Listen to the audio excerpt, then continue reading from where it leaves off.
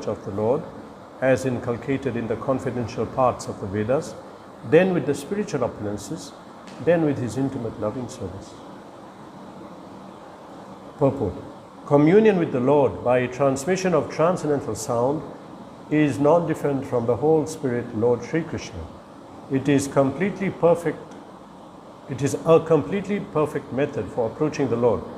By such pure contact with the Lord, without offense of material conceptions, numbering 10, the devotee can rise above the material plane to understand the inner meaning of the Vedic literatures, including the Lord's existence in the transcendental realm. The Lord reveals his identity gradually to one who has unflinching faith, both in the spiritual master and in the Lord. After this, the devotee is endowed with mystic opulences, which are 8 in number, and above all, the devotee is accepted in the confidential entourage of the Lord and is entrusted with specific service of the Lord to the agency of the spiritual master. A pure devotee is more interested in serving the Lord than in showing an exhibition of the mystic powers dormant in him. Sri Narad has explained all these from his personal experience, and one can obtain all the facilities which Sri Narad obtained by perfecting the chanting process of the sound representation of the Lord. There is no bar for chanting this transcendental sound by anyone, provided it is received through Narad's representative, coming down the chain of disciplic succession or the parampara system. Nama Om Vishnu Padaya Krishna Prishtaya Bhutale Srimate Bhakti Vedanta Swamini Namane Namaste Saraswate Deve Gauravani Pracharine Nirvishesha Shunyadi Paschata Deshatharine Jai Shri Krishna Chaitanya Prabhu Nityananda Shri Advaita Gadadhara Srivasani Gauravakram Hare Krishna Krishna Krishna Hare Hare Hare Rama Rama Rama Hare Hare Imam Swa Nigamam Brahman Avetya Madanushtitam Adan Me Jnanam Maishwaryam Swasmin Bhavam Cha Keshava. O Brahmana, thus by the Supreme Lord Krishna, I was endowed first with the transcendental knowledge of the Lord, as inculcated in the confidential parts of the Vedas, then with the spiritual opulences, then with his intimate loving service.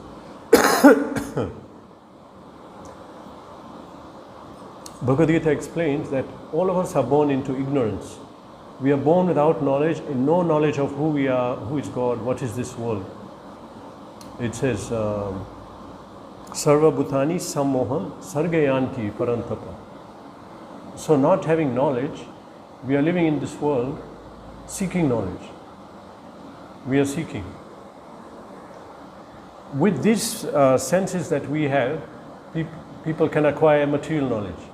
So people are focusing so much, especially in the modern age, on acquiring material knowledge. They're trying to, and that for them is everything. Due to ignorance, they put so much emphasis on acquiring material knowledge. There's so many things.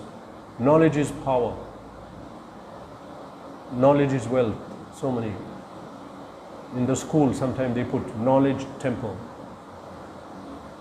The name of a school. They put names like that, and they glorify knowledge. And then people are taught that, oh, your children are at home, send them to school. They'll get knowledge and become proper human beings like that. Focus is on material knowledge. But what will that do? That will give us knowledge how to manipulate matter and benefit ourselves. But that's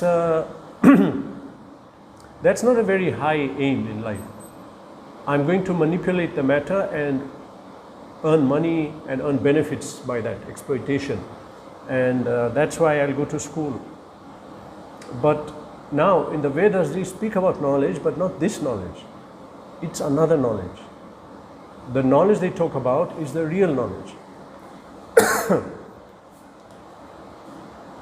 There are so many sayings about knowledge. For example, even in the Bible and in general society, the sayings in the Bible is the knowledge, the truth will set you free. What does that mean? They may have some understanding, But you'll understand when you read Bhagavad Gita the meaning of that. What truth are we talking about? Set you free from what? From Maya, from Guna. So, and then all those other saying about, there's a saying that knowledge is to the soul what the sculptor is to the stone. You know, if you just get a block of stone and the sculptor will sculpture into a nice form. He did that. He made that rough stone into some very attractive being, Murti. So in the same way they say, knowledge will sculpture the soul. But what knowledge? You think that this college knowledge will... Whoever thinks that should go and spend one day in the college. What is the state of the people's souls? So that is not that knowledge. All these sayings in the Bible, they're meant for spiritual knowledge. People lost that track. Actually, we're meant to attain the spiritual knowledge. That will set you free. That will refine you. That will give you proper character. They say knowledge gives character. In the jail, there's so many people who did degrees, and you know. So that's not that knowledge. Gyan. Now that knowledge, that makes it, that will change our perspective. That will change us, and that should be valued. That should be sought. There's one whole chapter on knowledge, acquiring knowledge in Bhagavad Gita, which is which chapter? Yeah, correct. Chapter 4, transcendental knowledge, how to acquire it. So there Krishna says, some acquire in this way, some acquire in that way. Very simply, one way is, transcendence begins with carrying out your duty in Varnashram for Krishna. That is Karma Yoga. In Bhagavad Gita, chapter 2, text 15, that starts, that's the first mention of transcendence. The way Krishna says, Sukha Dukkha Samakritva, no. Well, I can't remember the verse. Dukkham Sukham Samakritva Labha. No, not that. It starts with Yam hina vyatanti sama sukham dukham dhiram samrittatvaya kalpate. One who is equanimous in happiness and sadness, he is eligible for liberation. Another saying in English, which it will look like material, but if one takes it in a spiritual context, you can understand. One's faith is tested in the darkest hour. Now everything's going well, we are chanting, but there are some countries where devotees are in big problem, literally their lives. They're sleeping, they don't know in the morning we'll wake up, you know, or at night something will happen. Then let's see the faith. Then we see the faith. And now everything's going okay. I can go to the market, buy tomato, cook it, offer, eat, everything's fine. But difficult times come. So now how to come to that level? Sukham dukham dhiram. Sa amritatvaya kalpate. And if we reach that state, we are eligible for liberation. This is the first mention of liberation in the Bhagavad Gita. Later, it goes on in chapter 4, elaborates. But then again, who is it meant for? Who will be sama dukkham sukham dhiram? It will be someone who has higher consciousness, who has understanding what is going on in this world. Many times I give example, what happens on Diwali to dogs and cats? You not see them, disappear. And they're wondering what is going on, why are these sounds are coming, you know, is the world ending? They can't understand what's a fireworks, what's a bomb in Diwali. So, due to agya, ignorance, they're in fear. When one has higher consciousness, they're not affected. So then, sama sukham dukham dhiram. Therefore, now it's saying, who is not disturbed, but everyone is disturbed. Now, who will not be disturbed? A Krishna conscious person. He will not be disturbed. So when We are taught in the Shastra, at earliest teaching is to attain Gyan, attain this knowledge, because when one rises above body platform, they actually become a human being. When we are not on body, when we are on the body platform, we must listen to the dictates of the body. Body is dictating, we must listen. We can't avoid. Because we are identifying with the body. And then the body will, dictate. And Jiva, he must be under some guidance. When the Jiva rises above the body platform, then he is not listening to dictates of the body. Then he has to hear, then he begins to hear the dictates of the super soul.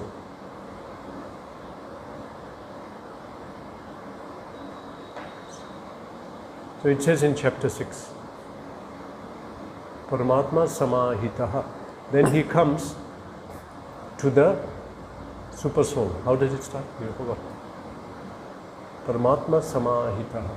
He comes, when he conquers the senses, Jita Indriya. What? Loudly? Sorry. Yeah, Jitatma. Jitatma.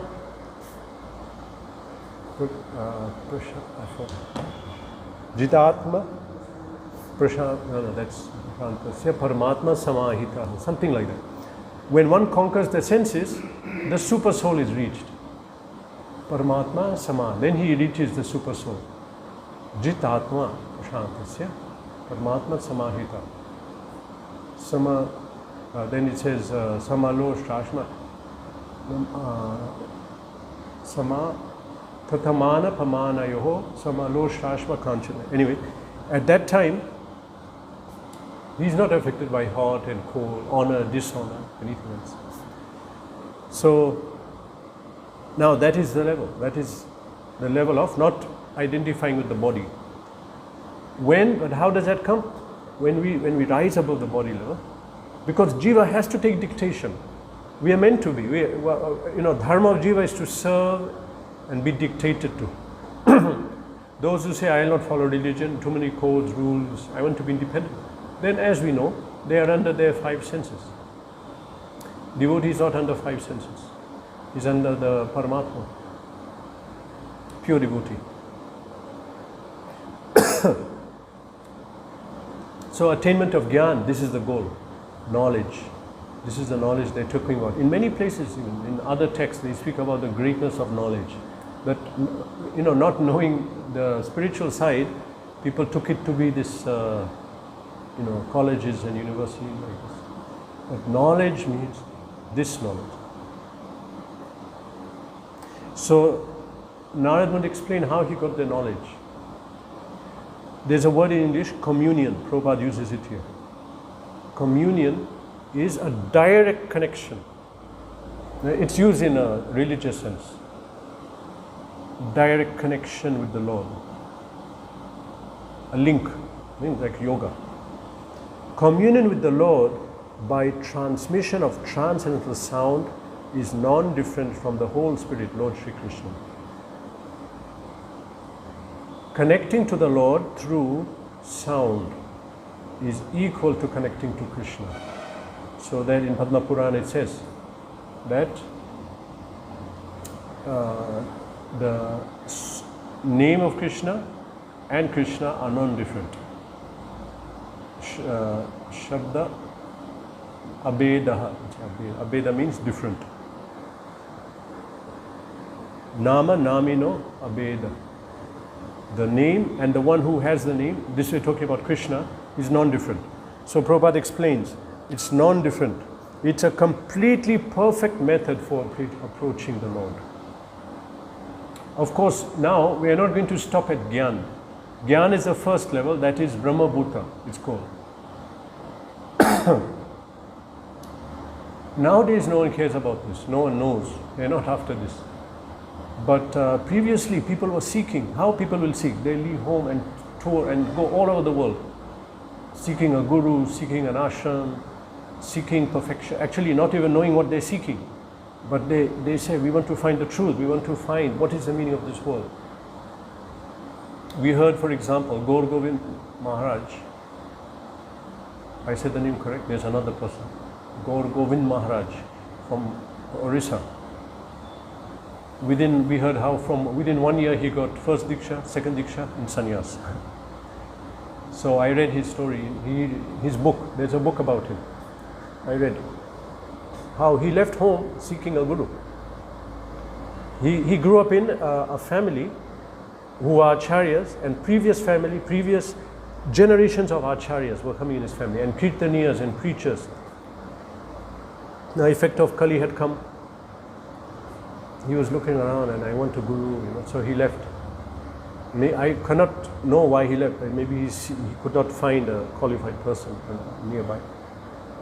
So he went around. If I'm not mistaken, he came to Vrindavan. There he saw a big poster, Prabhupada. He saw the face, he said, this is my guru.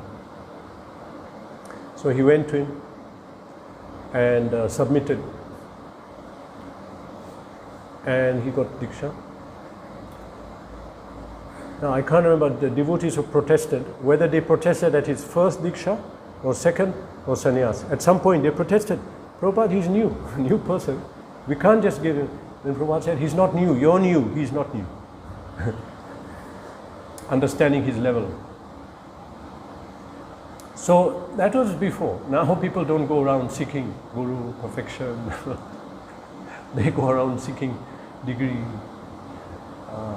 coaching center, all these things. They'll seek that.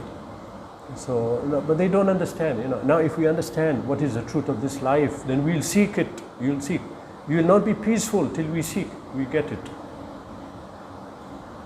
So communion with the Lord. That now here the teaching is here. That Narad Muni, so fortunate that they came to him. These great personalities. He attained perfection. The previous verse is speaking about how one who worships the form of the Lord by sound representation is perfect. Speaking about the Mahamantra. Prabhupada says it's a completely perfect method for approaching the Lord. Chanting His holy name. It's always been, but now in Kali it's even more so. But it's always been. Everyone knows. It's in the Veda, in many places. The last verse of Bhagavatam says this, the concluding verse. And that verse, we heard from one speaker of Bhagavatam, that this is the entrance to Chaitanya Charitamrita. That is speaking all about Nama Sankirtan. The last verse of Bhagavatam, Nama Sankirtan Yasya Sarva Papa Pranashanam Pranamo Dukha Shamanas Tam Namami Harim Param. I worship Hari, the Supreme, by by chanting His name, Namaskirtan Yasya Sarva Papa Pranashanam, all the sins are destroyed. And by bowing down to Him, all sadness is removed. Pranamo Dukha Shamanas. Tam Namami Harim Param. I worship such a personality. So it's there, always it's mentioned how the chanting is so great. Especially this age, it's much more so. And of course, it says in the purport that we have to avoid offenses, the 10 offenses. And then what will happen? Devotee can rise above the material plane to understand the inner meaning of Vedas. Then we can gradually rise our body platform. Now, there are people who simply seek Gyan, which means they seek how to transcend the body and this material world and come to Brahman, they say. But that is available just by coming to Bhakti within the first few weeks, maybe, or months. When we start to chant, we attain some level of detachment from the body, and so that we stop eating out and we experience happiness. Otherwise, how do we continue? We're not happy. We're happy, some level of happiness, and that happiness comes from the withdrawal of the guna and the maya. So that Brahma Bhuta platform, it comes in the process of bhakti. We don't have to seek separately. People go to seek it. Here it says that the devotee can rise to the material plane and understand the inner meaning of Vedic literatures. What is the inner meaning? It says so many places. guhyatamam guhyam. Yeah, many times Krishna said, I am explaining, Bhuya eva mahabaho, shnu me paramvacha, ishtu me asi dinamiti, tatavakshami te hitam. I'm speaking to the most confidential knowledge, most confidential, most, he keeps saying, which is, it's bhakti.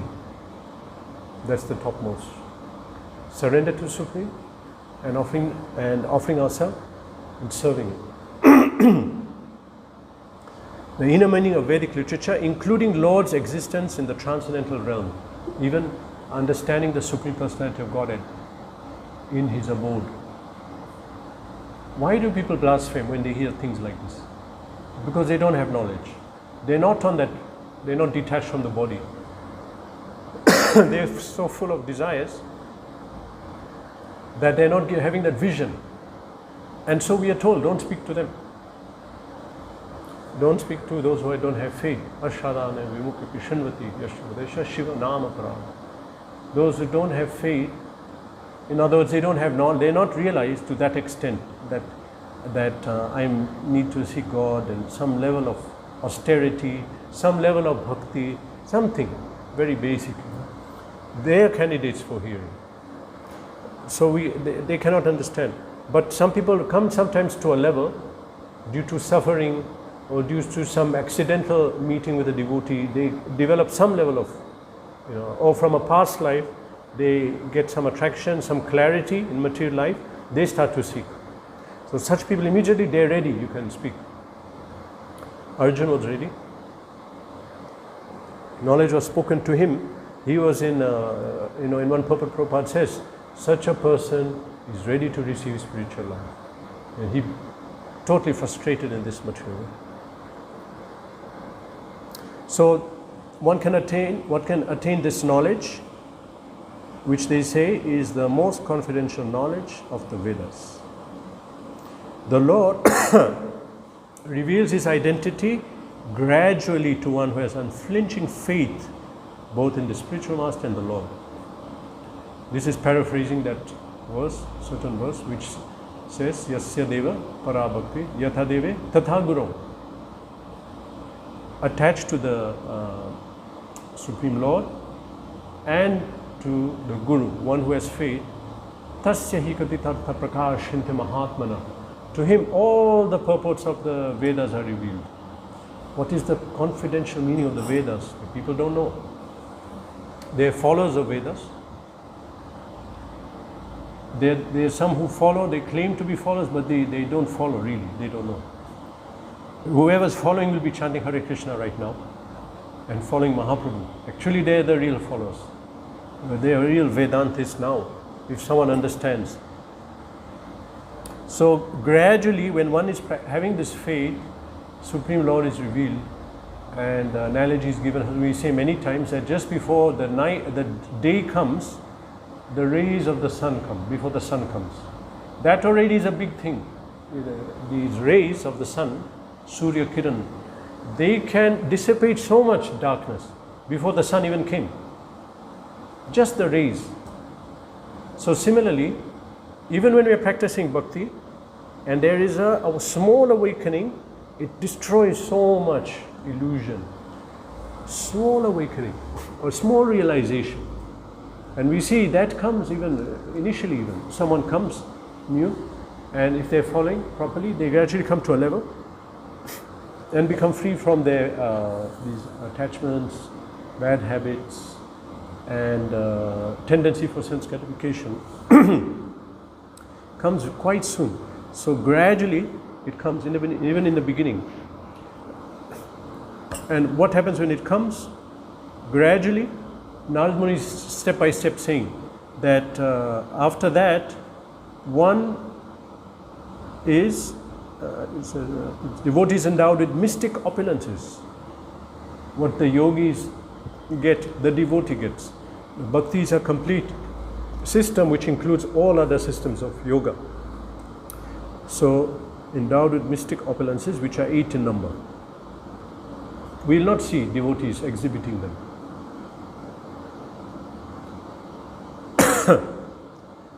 They are not interested in that. But some maybe will get sidetracked. Then that's a problem. Then they'll not be bhaktas, they'll become yogis. After getting the 8 mystic opulences, then the devotee is accepted in the confidential entourage of the Lord and entrusted with a specific service of the Lord through agency of the spiritual master. Practically every purport in Bhagavatam, Prabhupada lists the whole process, culminates in surrender, chanting, everything. Someone mentioned why that is. He said, because in Kali Yuga people are so, mind is so fickle and not fixed that sometimes people come for 2 weeks and leave. Or they may get the book open and stop reading. So even if they read one purport, they got the whole philosophy, practically. And we heard that the first canto itself has the complete philosophy, because Prabhupada was not sure in future he'll be able to finish. So here the purport is explaining, now after getting initially this knowledge of detachment, then the mystic opulences, then one gets knowledge of the Supreme Lord and is entrusted with serving the Lord through the agency of the spiritual master. So Narad has explained his personal specific steps, how it happens. And whenever someone takes up some process, it's not known to us. What we want to know how he did, how did they do it. Just like someone wants to travel to a country. This person traveled, oh, how was it, what did you do, where did you stay? Or even we are going to some holy place. How to go there, what time does darshan open, we'll ask everything. So similarly, Bhagavatam tells us how to attain the Supreme. And from beginning to end, narrations are given how this one attained Supreme, how they attained, this person, that person, gradually attained Supreme, how they surrendered. Examples are given. In some ways these are more valuable than, Bhagavad Gita is highest also. We are saying Supreme Lord is calling, come, this is how you surrender to me. And we may not have that faith or take time to develop. But when we read Bhagavatam, we see how they surrendered, how people gave up, and how they had doubts, then the doubts cleared, they asked questions. And then at that stage we take it, we may get more enthused. We keep reading how other people are able to attain Supreme, then okay, I can do it, can follow this system and get it. Then after that, many times, those who read Bhagavatam, after reading Bhagavatam, when you read Gita, something totally different we see. It's totally different. Because Gita is meant to be perfect. Now why we are going on to Bhagavatam? Actually Gita alone can liberate. But if you're on that level. So by here, Narada is narrating his example. To who? Who's he speaking to? Vyasa. He's speaking to Vyasa.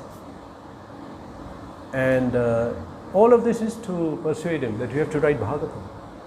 Write Bhagavatam. Why? This is the effect of Bhagavatam. I got this Krishna Katha, look what happened. You didn't write that. How will they attain perfection? How will people come to the perfect level if they don't know this knowledge about Krishna? They did not come in contact. So finally he will tell him, you write Bhagavatam. And Prabhupada is using the purport to glorify chanting.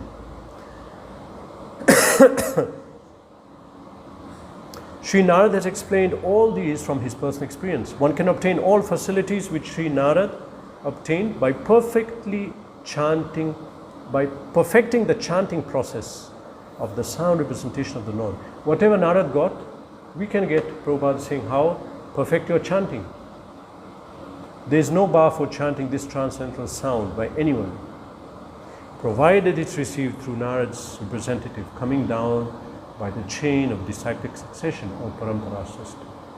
So through chanting we can attain here knowledge, everything. Everything can be revealed. Hare Krishna. Any question? Srimad Bhagavatam ki jai.